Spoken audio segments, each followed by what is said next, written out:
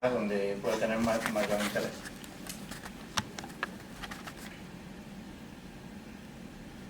Si quieres esto funciona.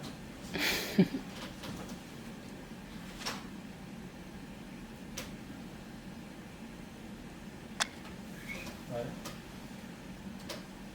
Bueno, antes de nada quería introducir un poco el centro, ¿vale? Aimplaza es un centro tecnológico con más de 30 años de experiencia en el sector de los plásticos. Se trata de un centro en el que trabajan más de 200 profesionales, donde principalmente nos enfocamos en trabajar de la mano de las empresas, tanto para sacar adelante proyectos de innovación como para aportarles valor en todo lo relacionado con ensayos, asesoramientos y servicios técnicos. Nuestras instalaciones se componen de más de 10.500 metros cuadrados de laboratorio, planta piloto y oficina.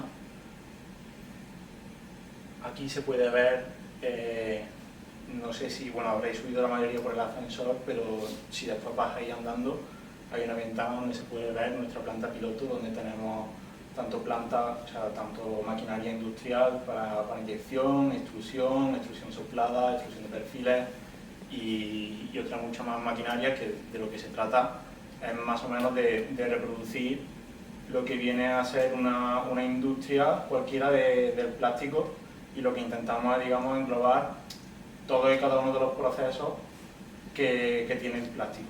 De esta forma, pues, por medio de proyectos de investigación y asesoramiento, podemos ayudar a las empresas en este sentido. Lo que comentaba antes, luego también a lo largo de este pasillo, cuando vayamos al laboratorio de impresión, veremos unos cuantos laboratorios que tenemos, más otro edificio que está todo lleno de laboratorios. Aquí algunas cifras, ¿vale? Lo que comentaba, somos unos 220 años a día de hoy, con casi 3.000 clientes, que pueden ser empresas o otros centros tecnológicos, administraciones, etc. Tenemos ya unas 800 empresas asociadas a día de hoy, y estamos gestionando al año alrededor de 270 o 280 proyectos, incluyendo, aparte de proyectos que digamos serían más grandes, hasta 6.150 servicios tecnológicos y más de 200 acciones formativas que impartimos desde Aimplaza, tanto cursos programados como másteres, como cursos a medida que podamos impartir a empresas que nos lo soliciten. ¿Vale? Un poco lo que venía comentando. Y desde Aimplaza abarcamos lo que viene a ser toda la cadena de valor del plástico, desde la síntesis de polímeros y su formulación, ¿vale? Como puede ser la elaboración de las materias primas, lo que viene a ser esa granza que después se utiliza para los procesos de inyección, de extrusión, para formar ya productos elaborados, semi-elaborados. También tenemos una planta piloto de compounding, donde realizamos diferentes formulaciones y diferentes mezclas en los plásticos para conseguir propiedades como pueden ser productos, materiales biobasados, materiales con propiedades mecánicas superiores o conductividad eléctrica en plásticos, por ejemplo. Por otro lado, también tenemos, lo que comentaba antes, la planta piloto de transformación. Tenemos también plantas de composites, donde trabajamos con fibras y resinas, como pueden ser las fibras de carbono, fibras de vidrio, diferentes tipos de resinas que, bueno, se trata un poco de investigar qué propiedades podemos obtener de ellos. Finalmente, pues, trabajamos con las empresas y sus aplicaciones finales, con lo cual ellos también se liberan un poco de tener que destinar sus propias instalaciones para la labor de investigación, y nosotros, digamos que a escala de laboratorio, podemos reproducir lo que tienen ellos antes de llevarlo al mercado.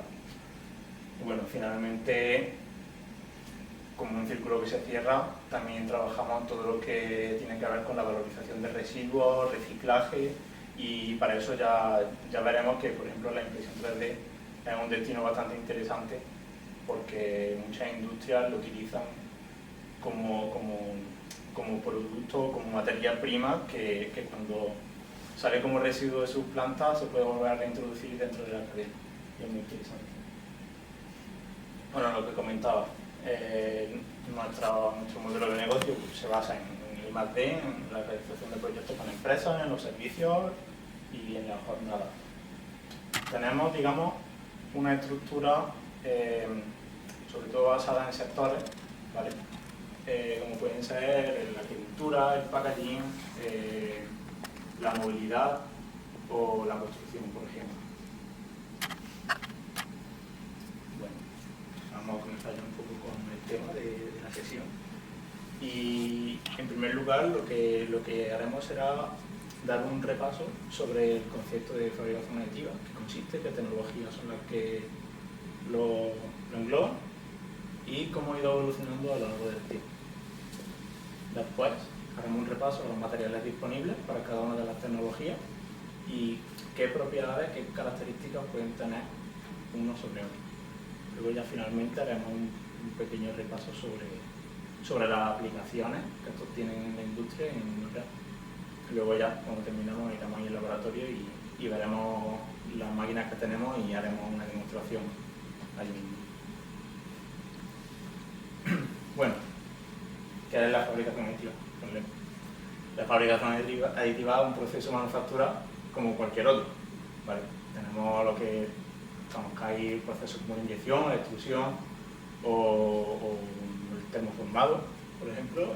La fabricación aditiva no es más que otro, que tiene otras aplicaciones y otro sentido de ser, ¿vale? Este proceso, ¿en qué consiste? Bueno, pues consiste en la adición de capas de material una sobre otra, básicamente.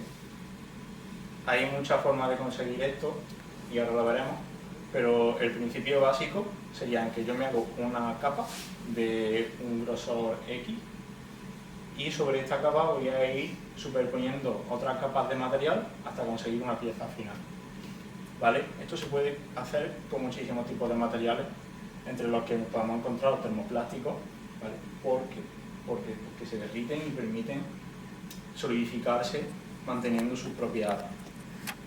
Por otro lado, luego tenemos la resina, que en este caso lo que estamos haciendo sería transformarla de un estado a otro, donde puede partir esta resina de un estado líquido y por medio de un proceso como puede ser la fotopolimerización, solidificarse.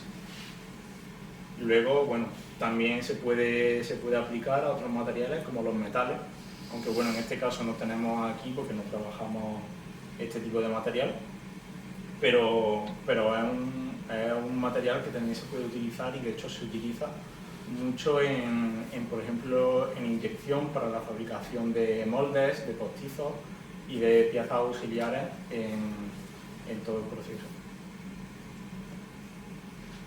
¿Cuáles son las principales tecnologías que nos podemos encontrar en la fabricación aditiva? Bueno, aquí hay unas cuantas, ¿vale? Estas, digamos que sería más enfocado al metal. Y luego podemos encontrarnos otras como pueden ser la fotopolimerización que he comentado. Suele utilizarse un láser que digamos que aplica una energía con una longitud de onda determinada y eso lo que hace es endurecer una resina termostable. En ese caso estaríamos hablando de estereolitografía.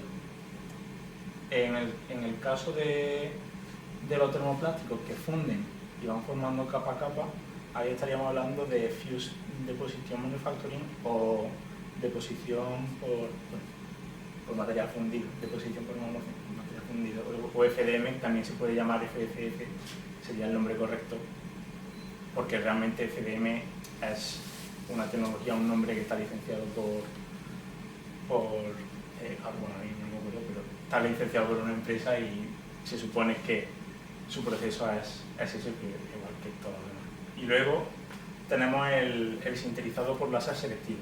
En este caso también se trata de un termoplástico que se derrite, pero como veremos un poquito más adelante, aplica otro principio un poco más diferente. En este caso estamos hablando de polvos. ¿Vale? Bueno, el FDM.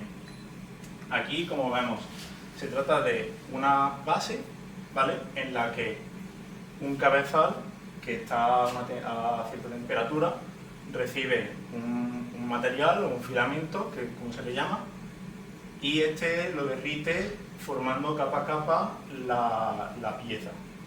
¿Vale? ¿Esto para qué se utiliza sobre todo?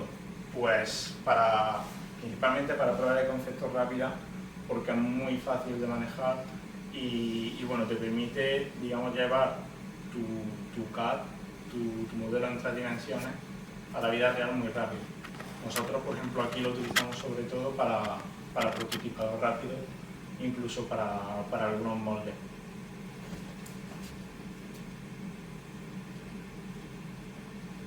Luego tenemos la estereotiografía, ¿vale?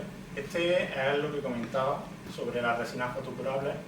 En este caso lo que tenemos sería una bandeja con un líquido, ¿vale? El depósito normalmente se coloca por aquí atrás y va depositando, digamos, pues es una resina líquida, pastosa, que por medio de un láser, esta base de aquí sería un cristal que deja pasar la luz, un láser va formando esas capas y luego aquí se queda pegada a la pieza y va subiendo capa a capa. Este tipo de tecnología lo que tiene es que es muy preciso, ¿vale? Las piezas que podemos sacar de aquí son muy precisas, las contracciones, o sea, lo que viene a ser la desviación entre lo que tú diseñas y lo que finalmente se fabrica es muy baja. ¿Qué tiene como inconveniente? Pues que la variedad de materiales está más bien limitada, ¿vale? Normalmente los fabricantes de este tipo de impresoras trabajan a una determinada longitud de onda, ¿vale? Funcionan como unos láseres y las resinas que desarrollan, las desarrollan para funcionar con esa impresora. De hecho, si tienen varios modelos, te dicen qué impresora puede imprimir qué material. Y de hecho, los materiales que te venden vienen con un chip que detecta el material para después autoconfigurarse. Con lo cual, lo que viene a ser el open source no lo explican mucho. Luego ya tenemos el sintetizado por láser selectivo, ¿vale? En este caso, con lo que estamos trabajando es con polvo. Luego lo veremos, tenemos ahí una muestrecita para enseñar. Se trata de un polvo muy fino, muy fluido, ¿vale? Que de lo que se trata sería de extender finas capas de polvo y que luego un láser lo funda, ¿vale? En este caso, lo que tendríamos sería, por ejemplo, aquí pone 2 depósitos, pero nuestra impresora que tenemos ahí, que luego la veremos, tiene uno. Se colocaría un polvo aquí, se llena toda la tolva y una cama elevable va subiendo el polvo. Entonces, cuando el polvo ha subido, pues, no sé, digo yo, 0,01 milímetros, llega a este rodillo y lo extiende sobre la capa anterior. Llega el láser, funde la capa que queremos generar y baja. Y vuelve a empezar. Otra capa hacia allá, láser y baja. Y así sería el funcionamiento. Luego lo veremos porque se ve mejor en persona. Y bueno, un poco para ponernos en contexto, la fabricación aditiva al final es una tecnología que tiene ya bastantes años y bueno, digamos que hubo una época alrededor de 2010, 2012, donde hubo un gran boom, ¿vale? Se hablaba muchísimo sobre todo esto porque surgió, bueno, luego lo veremos, pero surgió el movimiento RepRap, ¿vale? En el que se abrió todo esto al gran público.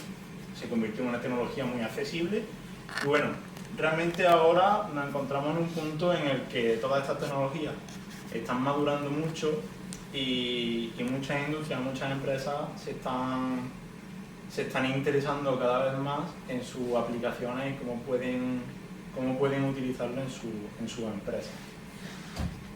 Y bueno, Esto también nos lleva a que el hecho de que se esté, digamos, profesionalizando el sector, se le está empezando a aplicar tecnología un poquito ya más avanzada en cuanto a software, en cuanto a mantenimientos predictivos, en cuanto a control de clústeres de impresoras, tener muchas impresoras funcionando a la vez y que estas puedan ser, digamos, mejor gestionadas. Asimismo, bueno, todo esto surgió, bueno, sabemos que no es nada nuevo, en 1980. Ahí fue cuando se produjo la primera solicitud de patente y se desarrolló el método de resina fotosensible, ¿vale? 4 años más tarde se inventó, digamos, la primera impresora y se patentó como tal. Esta impresora, en 1992, se llegó a construir por la empresa 3D Systems, pero bueno, era el mismo desarrollador que el anterior. El principio de funcionamiento era el mismo, por estilografía, y en este momento las impresiones, las piezas que salían eran, claro, habían resinas que no estaban del todo optimizadas, las piezas salían con quemados, marrones, con muchas imperfecciones, y bueno, el proceso tampoco no era nada, o sea, no era la panacea a la hora de obtener una pieza, un producto final. Luego ya a partir de finales de los 90, principios de los 2000, bueno, se empezó, digamos, la tecnología a verle el sentido, sobre todo en el tema de la medicina, sobre todo por el tema de poder extruir, digamos, geles, siliconas o diferentes tipos de materiales englobando diferentes formas. Bueno, ya seguramente habréis escuchado hablar de la medicina regenerativa, de la impresión de órganos, y bueno, es una cosa que todavía está bastante en investigación, pero ya se van viendo noticias y aplicaciones, como por ejemplo impresión de partes para que se regenere el hueso a partir de esa pieza, entre otros. ¿Vale? Aquí es donde sucedió lo que comentaba antes, ¿vale? El movimiento RepRap, digamos que viene a ser llamado por el nombre que le dieron a la impresora de Replicating Rapid Prototypers, porque se desarrolló un sistema de programación misma de las impresoras que fue de código abierto, que cualquiera podía entrar, toquetear y jugar con él. Digamos que fue cuando las impresoras se hicieron accesibles y una misma impresora era capaz de autorreplicarse, de fabricar piezas para fabricar una impresora igual que aquí también empezaron a surgir las primeras impresoras por sintetizador de láser, como la SLS, y ahí vemos el esquema que comentaba antes. De hecho, ese esquema es exactamente el mismo que el que utilizamos nosotros. Son dos cubos, uno va subiendo, otro va bajando y se van depositando el polvo para generar la pieza. Y bueno, ya en 2008, boom, ¿vale?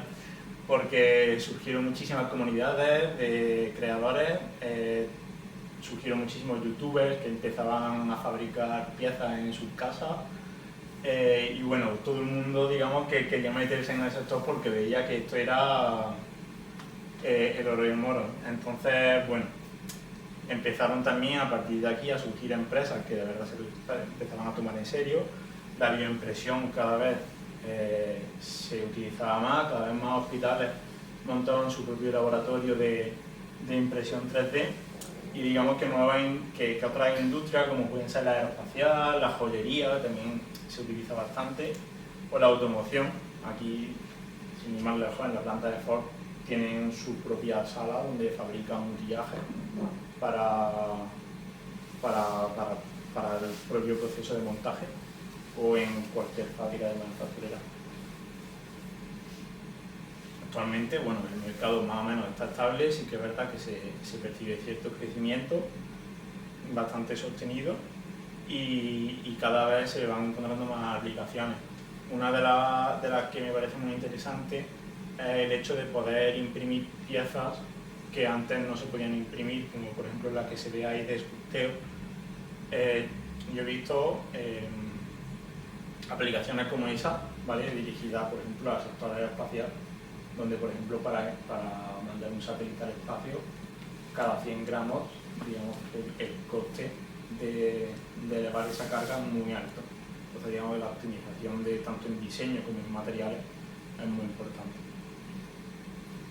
También, por otro lado, el tema de producción ya a baja escala. Empezamos a ver cómo hay equipamiento que te permite ser rentable a partir de las 500, 1000 unidades, ¿vale? Sin tener que irte a procesos como la inyección que digamos que los costes de utillaje y de molde elevan bastante los costes de producción. ¿Vale? Bueno, vamos a hablar un poquito de materiales. ¿Qué materiales son los que se utilizan en cada uno de estos procesos que hemos estado comentando y qué diferencias tienen cada uno? Aquí vemos, digamos, los materiales más utilizados en FDM. En termoplásticos podemos ver como los PLA y ABS, digamos que son los más utilizados. El PLA, por su parte, digamos que sería el estándar de la impresión 3D. Es muy fácil de procesar a unos 200 grados, temperatura que cualquier impresora puede alcanzar sin problema. Se puede extruir y lo bueno que tiene es que es muy estable dimensionalmente. Entonces tú cuando imprimes una capa es muy importante que esa capa se mantenga estable. Hay otros materiales como por ejemplo algunos plásticos para ingeniería que vemos ya en la parte media, como pueden ser el policarbonato, el PET, el polipropileno. Estos materiales, si bien son materiales que se utilizan muchísimo en la industria, polipropileno se utiliza muchísimo. Pero ¿qué pasa? Su contracción cuando se enfría, recordemos que se va imprimiendo cada capa a capa. Entonces estas capas se van enfriando, no es como un proceso de inyección en el que tú inyectas un material fundido y tal cual en el molde se mantiene caliente hasta que sale. En este caso, cada capa se va enfriando. Esto provoca contracciones, provoca grietas en el material y en las piezas que no son del todo deseadas. Entonces, partimos de PLA y ABS, que son los que mejores, digamos, facilidad nos da a la hora de imprimir. Luego nos podríamos ir a materiales que si se imprime bien, nos pueden dar propiedades mecánicas muy buenas, o térmicas o químicas, como puede ser los TPE, que son flexibles, el ASA, que viene a ser parecido al ABS, pero con resistencia a los rayos del sol, para la intemperie. O por ejemplo el PVA, que es un material que se utiliza para generar soportes. Cuando tú imprimes una pieza con una geometría muy compleja, el PVA te permite generar un soporte para las partes que se caerían durante la impresión y que después podrías, digamos, quitar de esa pieza impresa por medio de alguna solución soluble en la que tú metes la pieza y el PVA desaparece. Luego ya, bueno, nos podríamos ir a materiales como el PIC, el PEC o el PEI, ¿vale? No son similares, pero son más o menos de la misma familia. Son materiales que tienen unas condiciones de procesado muy complejas, ¿vale? Pueden superar los 300 grados necesarios para poder procesarse. Pero por otro lado encontramos, de hecho esta pieza es de PIC con dos S, ¿vale? Y lo que tiene muy buenas propiedades mecánicas, ¿vale? Se pueden sustituir piezas metálicas siempre y cuando, bueno, pues se calculen los esfuerzos que tiene que soportar y los cumpla. A lo mejor puede tener que aumentar algún espesor que otro, pero se utiliza sobre todo para eso, para sustitución de piezas de alta carga mecánica. Por ejemplo, si nos vamos ya a los materiales de SLA, lo que viene a ser resina, tenemos una gran variedad tenemos cierta variedad de materiales, ¿vale? Las que los fabricantes te pueden ofrecer en cada caso, pero sí que es verdad que a medida que va avanzando la tecnología, los fabricantes cada vez se esfuerzan más darnos más variedad. Aquí vemos como nos están dando ya incluso dureza por debajo de 30, de 40 soles, que es muy poco, o sea, son materiales muy blandos. Ahí tenemos también alguna muestrecita de material blando. Y bueno, aquí lo que conseguimos sobre todo son mejores propiedades en lo que viene a ser la consistencia de las capas. Con FDM, digamos que, sobre todo para materiales ya más técnicos, ¿vale? Los ABS PLA tienen mejores propiedades en este aspecto, pero muchas veces estas capas no terminan de pegarse del todo, o el material no se funde y se acaba generando una sola línea, ¿vale? En este caso, digamos que la fundición o la fotopolimerización del material sí que hace un todo. Entonces la consistencia de la pieza final es mucho mayor.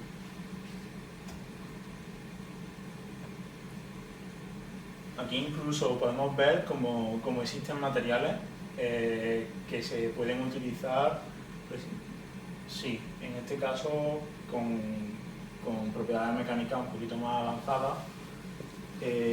Bueno, tampoco es que sea nada parecido a un metal o un aluminio, pero sí que es verdad que ya te permite obtener ciertas propiedades que para incluso aplicaciones finales sí puede tener sentido. Esto también es muy interesante, ¿vale? Porque hay resinas con propiedades térmicas mejoradas que se pueden utilizar incluso para determinados moldes, como pueden ser de la extrusión por soplado o el termoformado, que las temperaturas de procesión no son tan altas, o incluso para inyección, que si bien a lo mejor no te deja generar el mismo número de ciclos que con un molde metálico, pues para hacer, por ejemplo, preseries o para aprovechar algún cajetín de algún molde, pues se puede utilizar, y de hecho hay muchas aplicaciones utilizando este tipo de resina. Materiales para SLS. Aquí sí que tenemos bastante poco. Sobre todo lo que existe es poliamida, ¿vale? Poliamida 12, poliamida 11 o poliamida 6. El polipropileno también se utiliza, pero no todas las impresoras, no todos los fabricantes te permiten imprimir con polipropileno. De hecho, vamos, prácticamente de los fabricantes que conozco, los que te permiten con polipropileno vienen a ser impresoras que protegen la atmósfera de impresión con nitrógeno para evitar quemados. Luego también hay algunas impresoras, algunos fabricantes que ofrecen la posibilidad de imprimir con PIC, que ya las propiedades son bastante buenas. Incluso ahora lo veremos con poliamida 6 con carga en fibra, también existe. Digamos que aquí las piezas que se obtienen son muy cercanas a pieza final, bueno, muy cercanas, llegamos a ser pieza final, y admiten una gran variedad también de post-tratamientos, pueden ser pintados,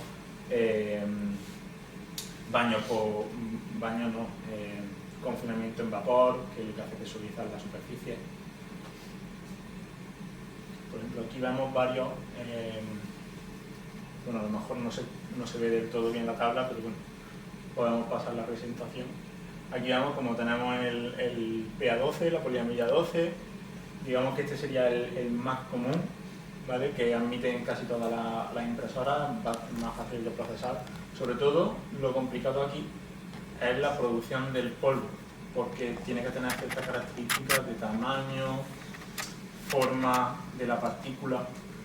Estamos hablando de polvo de 50 micras, y para manejarlo, para utilizarlo, hay que andar con mascarilla, gafas, guantes y bastante engorroso. Vemos como también tenemos incluso polvos que llevan alúmina. Estos se utilizan sobre todo para piezas que requieran alta conductividad térmica, por ejemplo en moldes. Tenemos también materiales con retardante de llama, y como comentaba antes, poliamida 11 que tiene, es que aquí no se ve, pero digamos que esto sería una poliamida 6 que es superada en características mecánicas por una poliamida 11 de SLS, la poliamida 6 de inyección. Vamos a trabajar con materiales en cerámica, no necesariamente. El ABS es muy sensible a los rayos ultravioleta, entonces muchos de los plásticos que nos encontramos en la calle que se fragilizan, que se ennegrecen, que se tuestan, vaya, muchas veces están hechas de ABS y no tienen esa... normalmente se le aplica algún aditivo, pero otras muchas veces no, y así vemos que muchas veces los plásticos que están expuestos al sol, sobre todo si nos fijamos en los plásticos de piezas o de cosas que tenemos que son antiguas, no tienden las cosas antiguas, el plástico, a amarillearse con más facilidad que otras cosas más nuevas. Eso es porque en los últimos años cada vez más los fabricantes de productos incorporan, digamos, materiales con mejores propiedades, mejor aditivados. El ASA, que es otro material, se utiliza mucho para exteriores, en sustitución a la ABS. Sí, es lo que te iba a preguntar. Entonces, el que habría que utilizar es el ASA. ¿Y este plástico se puede utilizar con cualquier tecnología de impresión? Con FDM. ¿Solo con FDM? Sí. Sí, bueno, yo por lo menos no conozco que por SLS se pueda. Y de todos los plásticos que has explicado, perdón, yo es que no soy tan experto en materia, ¿vale? De todos los que has explicado, digamos, ¿hay alguno que sea menos contaminante? Bueno, el PLA se utiliza mucho por una de las razones, y es que es biodegradable. No se biodegrada, no se degrada en 2 días, pero sí que es verdad que la duración que necesita para degradarse es relativamente baja. ¿Es este el que más se utiliza? Sí. Luego, bueno, aquí por ejemplo nosotros hemos desarrollado materiales que son biobasados o que están hechos para degradarse. Hay otro que se llama PVOH, que se deshace literalmente con el agua, se utiliza como soporte, como comentaba antes, un material que se utiliza como soporte y lo mete en agua y se disuelve. Sin crear ningún tipo de microplástico ni nada.